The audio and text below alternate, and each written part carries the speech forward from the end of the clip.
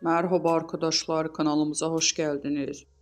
Ünlü oyuncu Qübsə Özay bir sergide verdiği repertuarda Kızılcan Asya ile ilgili açıklamalarda bulundu.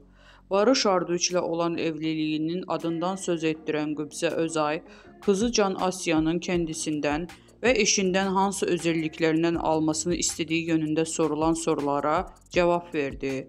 Ünlü oyuncu Özay, benden çalışkanlığını alsın, merakımı alsın, müziğimi alsın, hayal gücümü alsın, babasından her şeyini alsın cevap verdi ifadelerini kullandı. Bizden bu kadar arkadaşlar.